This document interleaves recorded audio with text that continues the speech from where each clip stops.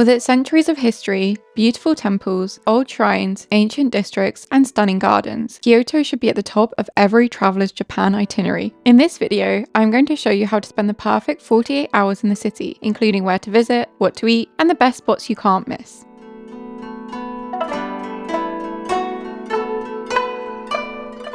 This is Mama Coffee, and it's one of the best places to get coffee in the morning in Kyoto. In the cherry blossom season, this area is filled with cherry blossoms.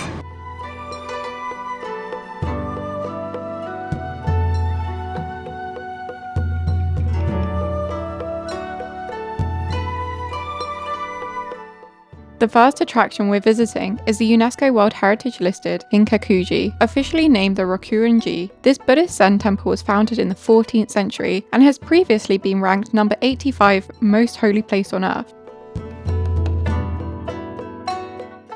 The highlight of this illustrious temple is the Golden Pavilion, which is surrounded by a tranquil lake and plenty of greenery. Overlooking the large Kyoko-chi, or mirror pond, the Golden Pavilion stands as a timber frame with a clay tile roof. It's actually a 1950s replica of a previous one on site, which unfortunately burnt down. After you've seen the Golden Pavilion, you'll carry on the trail through the temple's gardens. Designed like that of a traditional Japanese stroll garden, the space is not only to be enjoyed visually, but it's also a place of reflection. We've just arrived in a traditional Japanese tea garden, and for 500 yen per person, you get a traditional sweet and also a green tea.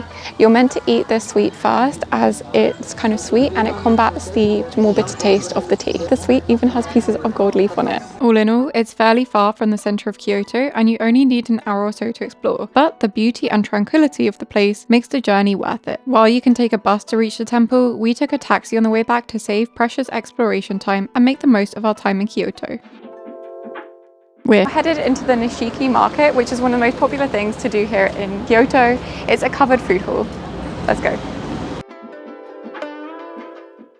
This market is often called Kyoto's kitchen because there's all things food related here. The passage is around 400 meters in length and 130 vendors are packed in here. It's only 3.9 meters in width, but there's restaurants, fresh food, and also kind of takeaway goodies for sale.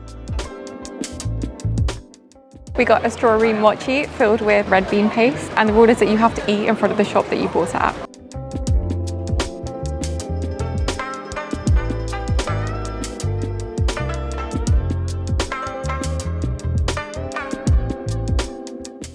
To be honest, one of the greatest joys of visiting Kyoto is simply strolling around the streets and allowing the city to reveal itself to you. One of the most gorgeous places to visit is the Kamo River, particularly at sunset or during the cherry blossom season.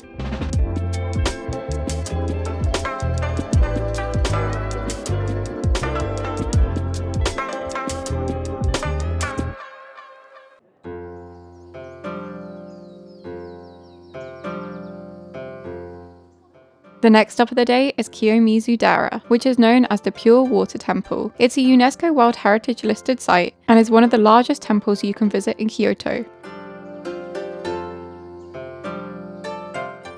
Upon entry, you'll come across a 3-story pagoda, which at 31 meters in height is one of the tallest of its kind in Japan.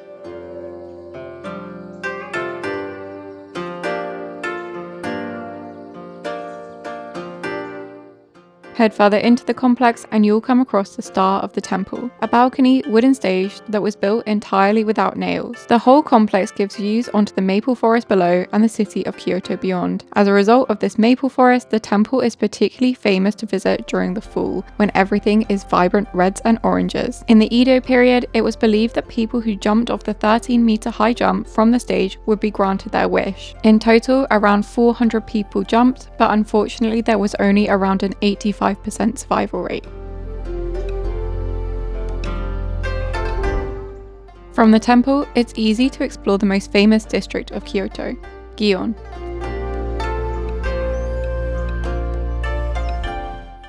This area is most closely associated with geisha and is also home to countless traditional wooden houses. You'll probably want to spend an hour or two window shopping all of the authentic Japanese gifts for sale at the little boutiques, including fans, tea sets, local street food, and more. There's also lots of beautiful photo opportunities, but do be wary as there are a number of streets that do have no photography signs, and so it's best to avoid these. Head directly south and you'll be in southern Higashiyama. Head here for one of the most beautiful and unique buildings in the city, a pagoda that is known as the Tower of Yasaka. This 5-story pagoda is all that remains of a 6th century temple by the name of Hokanji. Now a popular tourist attraction, the pagoda can be spied from all over the district and is best seen at golden hour.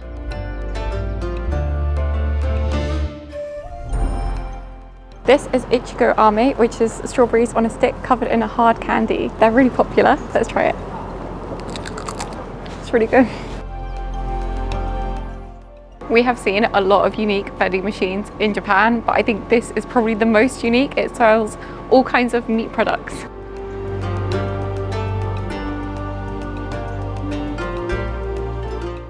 Kyoto also has its own tower which you can go up for a fee. Next door, one location in Kyoto which is somewhat of an attraction in of itself is the main Kyoto train station. This is where the Shinkansen bullet train departs from, and also where all of the buses and subways which will take you all over the city leave from. From here, head out onto the subway and spend the evening exploring the Koraramachi district, which is a lively area known for its modern buildings, shopping arcades, and numerous bars and restaurants. We enjoyed the noodles at Kyoto Engine Ramen, and they even had a spicy vegan option that was so good we went back 3 times.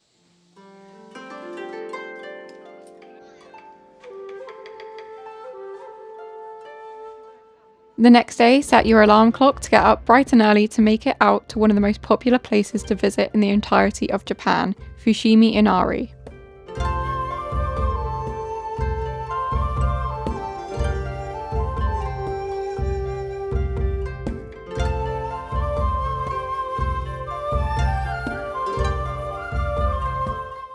We're at Fushimi Inari, which is a Shinto shrine dedicated to the rice god Inari. This is just south of Kyoto and is very famous because there are 10,000 torii gates leading up Mount Inari. It's also believed that foxes are the messengers from the god, so you'll find little statues of foxes all over the shrine and up the hill.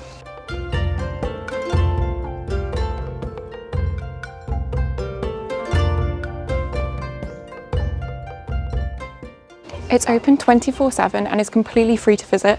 Not only that, but it's just so stunning that you can see it's popular for a reason. When you get here, you'll notice it's very busy, but one of the best ways to avoid the crowds is to make your way all the way to the top of Mount Inari.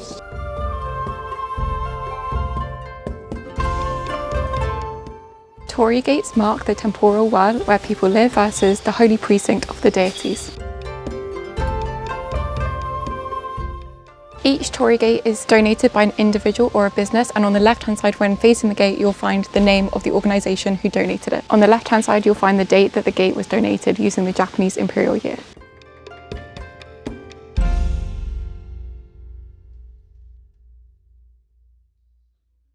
After exploring Fushimi Inari, head back to the train station which will take you to the central area of the Fushimi district. This area is famous for its sake breweries, and you can visit one of the many breweries which have a tasting room.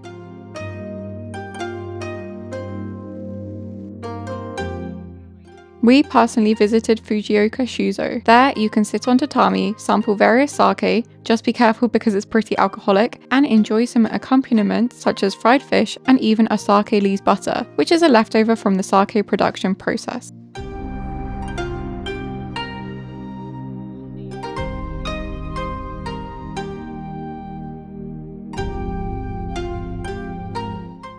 If you have more time, then here are a few other areas and attractions that I'd like to draw your attention to. Firstly, the Sakura. If you're able to, I highly recommend visiting during cherry blossom season. It's just the best time to go, and you'll be really amazed by all of the beautiful blooms all over the city.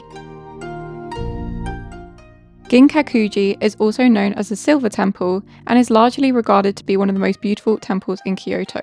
The temple was established in the 16th century and is famed for its sand garden. One of the more iconic pathways of Kyoto is the Philosopher's Path. The best time to visit this 2-kilometer long walkway is in the spring, when both sides of the little river are filled with cherry blossom trees in bloom. You can visit this pathway at the same time as the Silver Temple, as they are located just a few minutes walk away from one another. If you've ever seen a photo of Kyoto, then no doubt you'll have come across snaps of the Bamboo Grove. Located in the Arashiyama district of Kyoto, this spot can get pretty crowded, so head here early in the morning if possible. Thank you so much for watching, and don't forget to like and subscribe for more travel content. See you next time, bye!